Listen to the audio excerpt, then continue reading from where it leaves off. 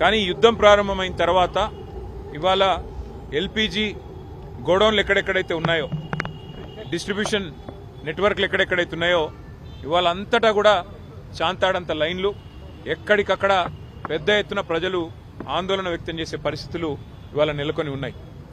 ఒకవైపు కేంద్ర ప్రభుత్వమేమో పార్లమెంట్లో అడిగినా, పార్లమెంట్లో మాట్లాడినా, బయట మాట్లాడినా ఏ కొరత లేదు, మేము చూసుకుంటున్నాము, మేము మేనేజ్ చేస్తాము అని వారు చెప్తా ఉన్నారు, నమ్మబలుకుతా ఉన్నారు.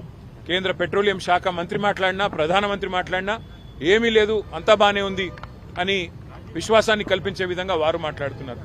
కానీ క్షేత్రస్థాయిలో పరిస్థితులు అట్లా లేవు. వాళ్ళ ఏ గోడౌన్ కాడికి పోయినా భారీ క్యూ లైన్లు, భారీగా ప్రజలు ఆందోళనలో ఉన్నారు.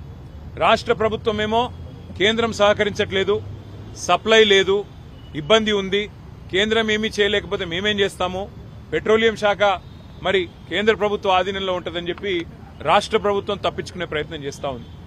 మాకున్న విశ్వసనీయమైన సమాచారం ఏంది అంటే కేంద్ర ప్రభుత్వం కూడా ఈ 4-5 రాష్ట్రాల్లో ఏవైతే ఎన్నికలు ఉన్నాయో అప్పటిదాకా ఆగి మే 4 తర్వాత మరి సిలిండరు సైజును కూడా తగ్గించే ప్రయత్నం చేస్తూ ఉన్నారు అనేది మాకున్న విశ్వసనీయమైన సమాచారం.